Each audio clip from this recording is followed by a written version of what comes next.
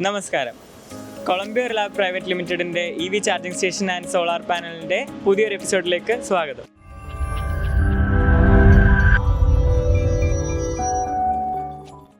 അപ്പോൾ നമ്മൾ Adishankara institute of engineering and ടെക്നോളജിയിലെ ഇലക്ട്രിക്കൽ സ്റ്റുഡൻസ് ആണ്. അപ്പോൾ നമ്മുടെ കോഴ്സിൻ്റെ ഭാഗമായിട്ടാണ് നമ്മൾ കൊളംബിയ ലാബ് കമ്പനിയിലേക്ക് നമ്മൾ കുറച്ച് ദിവസം ടൈം സ്പെൻഡ് ചെയ്യാൻ വേണ്ടിയിട്ട് വന്നത്.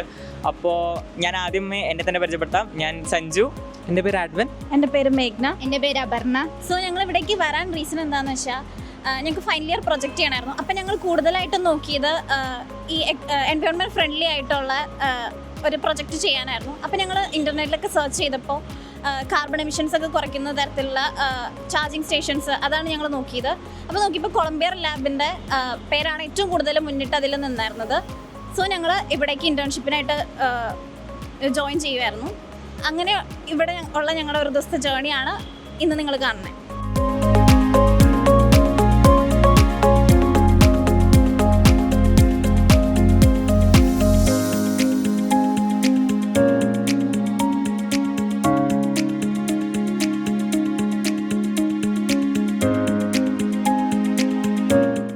ഇത് നോർമലി ഉള്ള ഒരു എയർ കൂൾഡ് ഓയിൽ കൂൾഡ് ട്രാൻസ്ഫോമറാണ്. ഓയിലിൻ്റെ ഫിഞ്ചസാണ് ആ പുറത്ത് കാണുന്ന 4 വിങ്സ് ആയിട്ട് നിങ്ങൾ കാണുന്നില്ലേ, അതിൽ കൂടെ ഓയിൽ സർക്കുലേറ്റ് ചെയ്തുകൊണ്ടിരിക്കും. ഉള്ളിലുള്ള ഓയിൽ പുറത്തുകൂടെ സർക്കുലേറ്റ് ചെയ്തും ഹീറ്റ് ഡിസിപ്പേറ്റ് ചെയ്യുമ്പോൾ വീണ്ടും ഈ ഓയിൽ ഉള്ളിലേക്ക് പോയിക്കൊണ്ടിരിക്കും.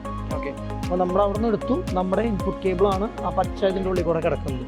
ആ കേബിൾ ഓൾമോസ്റ്റ് ഒരു 120 സ്ക്വയർ mm തോന്നുന്നു. അതിൻ്റെ വിട്ട് കണ്ടിട്ട് ഒരു 120 സ്ക്വയർ mm കേബിളാണ് നമുക്ക് ഇൻപുട്ട് വരുന്നു. 120 സ്ക്വയറിൻ്റെ അലുമിനിയം കേബിളാണ്, അതുകൊണ്ടാണ് 120 സ്ക്വയർ ഉപയോഗിക്കുന്നത്. ഇപ്പോൾ ഇത് കോപ്പറൊക്കെ ആണെങ്കിൽ 70 ഒക്കെ മോർ ദാൻ ഇനഫാണ്. 120 അതായത് വോൾട്ടേജ് ഡ്രോപ്പ് കാൽക്കുലേഷൻ പഠിച്ചിട്ടില്ലേ, അതുപോലെ തന്നെ നമ്മൾ ഡിസ്റ്റൻസിനനുസരിച്ചിട്ട് എത്ര എമ്മിൻ്റെ കേബിൾ യൂസ് ചെയ്യണം എന്നുള്ളത് നമ്മൾ ആ വോൾട്ടേജ് ഡ്രോപ്പ് കാൽക്കുലേഷനിലാണ് കണ്ടെത്തുന്നത്. ഓക്കെ, അപ്പോൾ ഇതിപ്പോൾ അലുമിനിയം ആയതുകൊണ്ട്, കോപ്പർ ആണെങ്കിൽ കുറച്ചുകൂടി കണ്ടക്ടിവിറ്റി കൂടുതലായതുകൊണ്ട് സൈസ് കുറച്ച് മതി. അലുമിനിയം ആയതുകൊണ്ടാണ് ഇത്രയും വലിയ സൈസിലേക്ക് വെച്ച്. അവിടെ നിന്ന് നേരെ നമ്മുടെ കൺട്രോൾ പാനലിലേക്കാണ് കയറുന്നത്. ഇതാണ് ഇൻപുട്ട് കയറുന്നത്. നമ്മൾ ആ കേബിൾ നേരെ ഇൻപുട്ടിലേക്ക് കയറും. ഇതിൻ്റെ ഉള്ളിലാണ് നമ്മൾ ഇതിൻ്റെ ഇപ്പോൾ അത് ഈ കേബിളിൻ്റെ സൈസ് കണ്ടപ്പോൾ മനസ്സിലായി 120 സ്ക്വയർ mm കേബിളാണ്. ഇതൊരിക്കലും ഒരു മീറ്ററിലേക്ക് നമുക്ക് നോർമലുള്ളൊരു മീറ്ററിലേക്ക് നമുക്ക് ഇതാണ് മീറ്റർ ചേമ്പർ. നോർമലുള്ളൊരു മീറ്ററിലേക്ക് എന്തായാലും ആ കേബിളിൻ്റെ ഇൻപുട്ട് എടുത്ത് കൊടുക്കാൻ പറ്റില്ല. കാരണം ആ കേബിളിൻ്റെ സൈസ് തന്നെ ഏകദേശം ഒരു ഇതിന് മേലെ ഉണ്ടാവും. അതൊക്കെ ഒരിക്കലും മീറ്ററിലേക്ക് കയറില്ല. നോർമലി നമ്മൾ CT ഇടുന്നു. CT ചേമ്പറാണത്.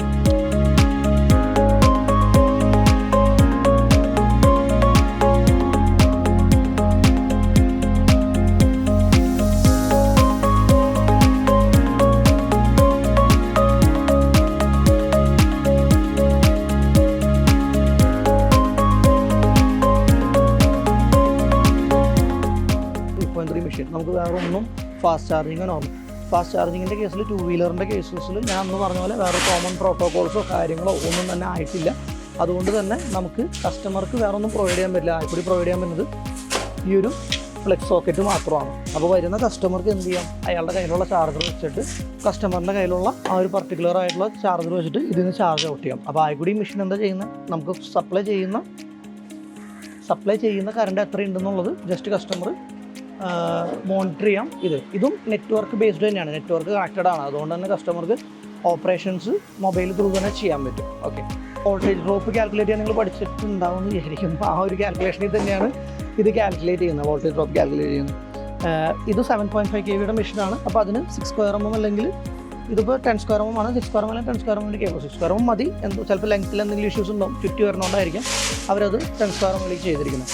ഇതും നിങ്ങൾ അന്ന് കണ്ട സെയിം മെഷീൻ ആണ്. അന്ന് കണ്ടത് ടയറക്സ് എന്ന് പറഞ്ഞൊരു മേക്കിൻ്റെ മെഷീനായിരുന്നു. ഇത് എക്സിക്കോം എന്ന് പറഞ്ഞ മേക്കിൻ്റെ മെഷീനാണ്. അത്രയേ ഉള്ളൂ. 7.5 kW ആണ്. ഞാൻ നേരത്തെ പറഞ്ഞ ആ ചാർജറിൽ നമ്മൾ ചാർജർ കൊണ്ടുവന്ന് ചാർജ് ചെയ്യണം. ഇതിൽ ചാർജർ കൊണ്ടുവരാതെ തന്നെ കസ്റ്റമർക്ക് ഡയറക്റ്റ് ചാർജ് ചെയ്യാം. പക്ഷേ കുറച്ചുകൂടി ടൈം കുറവ് മതി. കാരണം ഇതിൻ്റെ ഉള്ളിൽ തന്നെ ഇൻറ്റേർണലി ഒരു റെക്ടിഫിക്കേഷൻ നടക്കുന്നതുകൊണ്ട് കമ്പാരിറ്റീവ്ലി അതിൽ ചാർജിനേക്കാളും കുറച്ചുകൂടി ടൈം കുറച്ച് മതി. എന്ന് വെച്ചാൽ രണ്ടും സ്ലോ ചാർജേഴ്സ് തന്നെയാണ്. ഓക്കെ, ഇതാണ് നമ്മുടെ 60 kW കൊഞ്ച് എന്ന് പറഞ്ഞ മേക്കിൻ്റെ DC മെഷീൻ.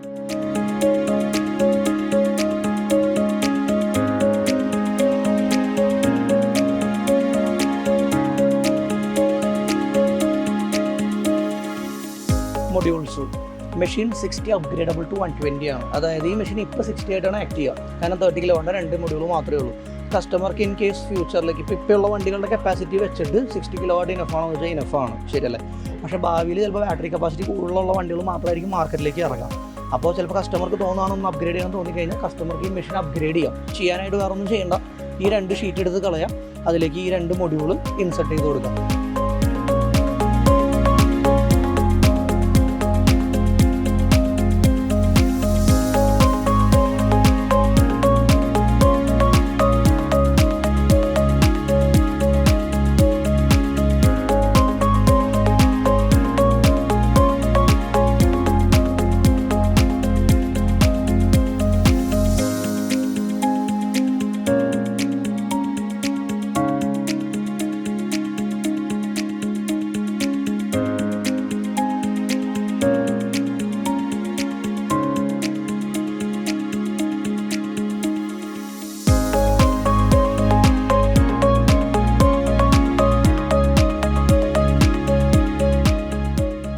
അപ്പോൾ നമ്മളിവിടെ വന്നു കഴിഞ്ഞിട്ട് നല്ല ഫ്രണ്ട്ലി എൻവയോൺമെൻ്റ് ആയിരുന്നു. ഞങ്ങൾക്ക് എല്ലാം പറഞ്ഞു തരികയും നേരിട്ട് എല്ലാം കാണിച്ചു തരികയും ചെയ്തു. ഞങ്ങൾ കുറേ സൈറ്റിൽ പോയി അവിടുത്തെ എല്ലാത്തിൻ്റെ ആർക്കിടെക്ചർ നല്ലോണം മനസ്സിലാക്കുകയും ചെയ്തു. അവിടെ എല്ലാം നേരിട്ട് കണ്ട് ശരിക്കും നമുക്കിപ്പോൾ ചെയ്യാൻ പറ്റാവുന്ന രീതിയിൽ ഞങ്ങൾ എല്ലാം മനസ്സിലാക്കി എടുത്തിട്ടുണ്ട്.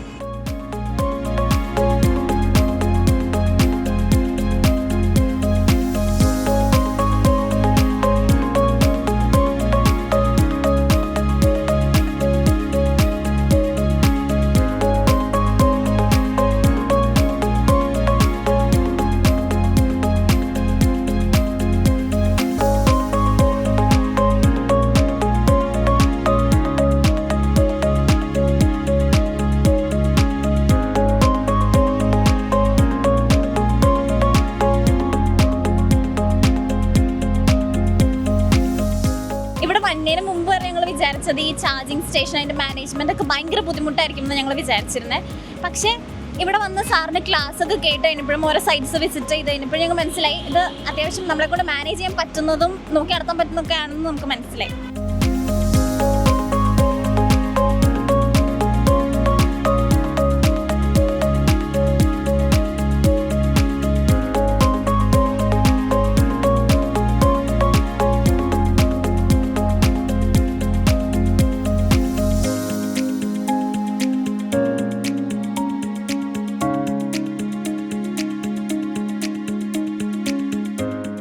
നമ്മളിവിടെ വന്നപ്പോൾ സ്റ്റാർട്ടിങ്ങിലൊക്കെ നമുക്ക് ലൈക്ക് സെഷൻസ് ആയിരുന്നു, ക്ലാസ്സസ് ആയിരുന്നു. അപ്പോൾ അതിൻ്റെ അകത്ത് പഠിപ്പിച്ചത് വെച്ച് നോക്കുമ്പോഴും ലൈക്ക് ഇപ്പം ഔട്ട് ഓഫ് സിലബസ് ആയിട്ട് നമുക്ക് എക്സ്ട്രാ കുറേ പഠിക്കാൻ പറ്റി. ഇപ്പോൾ ക്ലാസ്സിൽ പഠിപ്പിക്കുന്ന അല്ലാതെ നമ്മുടെ സിലബസിൽ പുതിയ പുതിയ ടെക്നോളജീനെ പറ്റിയും ഇപ്പോൾ നാട്ടിൽ എന്താ നടക്കണേ എന്നുള്ളതിനെ പറ്റിയൊന്നും നമുക്ക് അറിയണില്ലല്ലോ. പക്ഷേ ഇവിടെ വന്നപ്പോൾ നമുക്ക് അതിനെപ്പറ്റി ഒരു ക്ലിയർ ഐഡിയ കിട്ടി. എങ്ങനെയാണ് ഇപ്പോൾ ലൈവായിട്ട് ഈ നാട്ടിലെ ട്രെൻഡ് എന്താണ്, എങ്ങനെയാണ് ഈ ചാർജിങ് ഫീൽഡ് ലൈക്ക് അതിൽ പുതിയ പുതിയ ടെക്നോളജീസ് എന്തൊക്കെയാണ്, എങ്ങനെയാണ് അത് അഡാപ്റ്റ് ചെയ്യണത്, കുറേ ടെക്നിക്കൽ ടേംസ് നമുക്ക് പഠിക്കാൻ പറ്റി.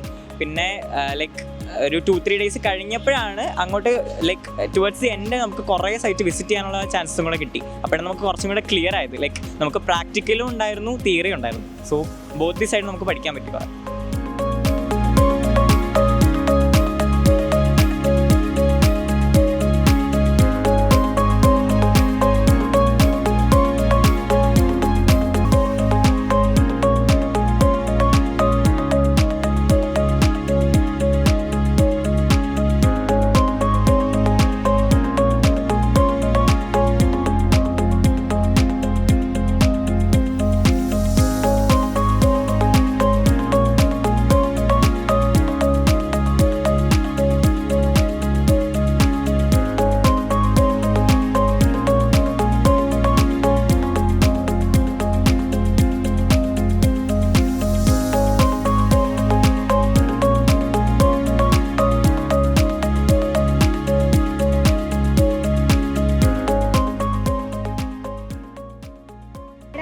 സൈറ്റ് വിസിറ്റിന് വേണ്ടി PPG ചോറ്റാനിക്കര. അപ്പോൾ അവിടെ പോയപ്പോൾ നമ്മൾ 50 വാട്ടിൻ്റെയാണ് അത് കണ്ടത്. പിന്നെ അവിടെ അഡീഷണൽ ആയിട്ട് ഒരു ട്രാൻസ്ഫോമർ അവർ ഫിറ്റ് ചെയ്തു. തോന്നുന്നു അതിൻ്റെ ലോഡ്സ് മീറ്റ് ചെയ്യാൻ പറ്റാത്തതുകൊണ്ടായിരിക്കാം KCB അഡീഷണൽ ആയിട്ട് അത് ഫിറ്റ് ചെയ്യാൻ പറഞ്ഞു. പിന്നെ നമ്മൾ അവിടെ തന്നെ അതും കണ്ടില്ലേ, എന്താ പറയുക, നമ്മുടെ ചാർജിങ് സ്റ്റേഷൻ എത്ര 60 കിലോവാട്ട് ഉണ്ടായിരുന്നില്ലേ? 60 ആയിരുന്നു, 30 രണ്ട് സൈഡിൽ. ഓക്കെ 30 കിലോവാട്ടിൻ്റെ ഒരു വലിയ ചാർജിങ് സ്റ്റേഷനും കണ്ടായിരുന്നു. പിന്നെ ഡ്യുവൽ ചാർജിങ് സ്റ്റേഷൻസ് ഒക്കെ കണ്ടില്ലേ? ഡ്യുവൽ ചാർജിങ് സ്റ്റേഷൻസ് അതൊക്കെ നല്ല എല്ലാം തുറന്ന് കാണിക്കുകയും ചെയ്തു. ആക്ച്വലി മെഷീൻസിൻ്റെ എല്ലാം ഇൻറ്റേർണൽ പാർട്സ് നമുക്ക് പഠിക്കാൻ പറ്റും. ഇൻറ്റേർണൽ സ്ട്രക്ചറൊക്കെ പ്രോപ്പറായിട്ട് നമുക്ക് പറഞ്ഞു തന്നു. അതൊക്കെ ലൈക്ക് ഓപ്പൺ ആക്കി കാണിച്ചപ്പോൾ നമുക്കൊന്ന് ക്ലിയർ ആയിരുന്നു, നമുക്ക് പ്രാക്ടിക്കൽ ചെയ്ത കാര്യങ്ങളൊക്കെ.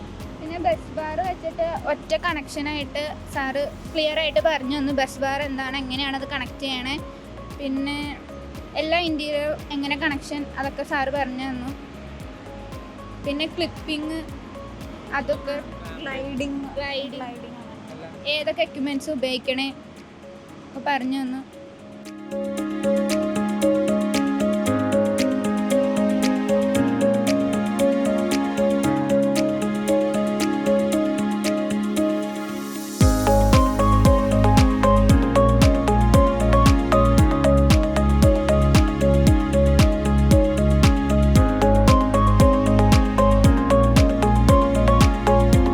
എക്സ്പീരിയൻസ് എന്ന് വെച്ചാൽ ഭയങ്കര ഫ്രണ്ട്ലി ആയിരുന്നു അവിടുത്തെ അറ്റ്മോസ്ഫിയർ.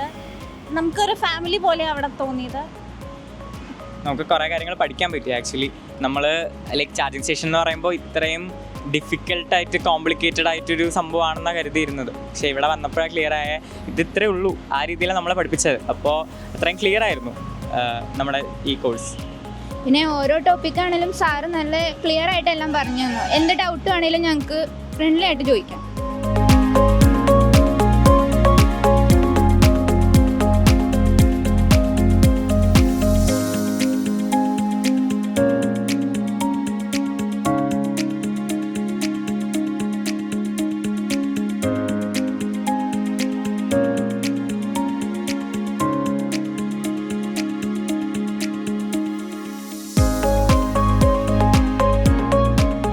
സോ ഇപ്പോൾ യങ്സ്റ്റേഴ്സ് എന്ന് പറഞ്ഞാൽ എല്ലാവരും അവരുടെ ലൈക്ക് എഞ്ചിനീയറിംഗ് അല്ലെങ്കിൽ വേറെ ഏത് കോഴ്സായാലും അത് കഴിഞ്ഞിട്ട് സ്വന്തമായിട്ടൊരു ജോലി ആയിരിക്കും ആഗ്രഹിക്കുന്നത്. ഇപ്പോൾ ചിലവർക്ക് ജോലി കൂടി ഇഷ്ടമല്ല, അവർക്ക് സ്റ്റാർട്ടപ്പ് തുടങ്ങണം, എന്തെങ്കിലും ഒരു എന്താ പറയുക ലൈഫ് ടൈം ഇൻവെസ്റ്റ്മെൻറ്റ് അതാണ് നോക്കുന്നത്. അപ്പോൾ അതിനുള്ളൊരു ബെസ്റ്റ് ഓപ്ഷനാണ് ഈ ചാർജിങ് സ്റ്റേഷൻ്റെ ഇൻസ്റ്റാളേഷനും അങ്ങനത്തെ കാര്യങ്ങളൊക്കെ. അപ്പോൾ ഇതിന് ലൈക്ക് അങ്ങനത്തെ എന്തെങ്കിലും നിങ്ങൾക്ക് താല്പര്യം ഉണ്ടെങ്കിൽ ഒരു ലൈഫ് ടൈം ഇൻവെസ്റ്റ്മെൻറ്റ് നിങ്ങൾക്ക് വേണം. ചാർജിങ് സ്റ്റേഷൻ ഇൻസ്റ്റാളേഷൻ നിങ്ങൾക്ക് എന്തെങ്കിലും ഡൗട്ട് ഉണ്ടെങ്കിൽ നിങ്ങൾക്ക് കൊളംബിയർ ലാബുമായിട്ട് ബന്ധപ്പെടാം. അപ്പോൾ കൊളംബിയർ ലാബുമായിട്ടുള്ള ഡീറ്റെയിൽസിനായിട്ട് താഴെ ഡിസ്ക്രിപ്ഷനിൽ ഡീറ്റെയിൽസ് കൊടുത്തിട്ടുണ്ട്, നിങ്ങൾക്ക് അതിലേക്ക് കോൺടാക്ട് ചെയ്താൽ മതി. നിങ്ങൾക്ക് വീഡിയോ ഇഷ്ടപ്പെട്ടെങ്കിൽ ലൈക്ക് ചെയ്യുക, ഷെയർ ചെയ്യുക, സബ്സ്ക്രൈബ് ചെയ്യുക.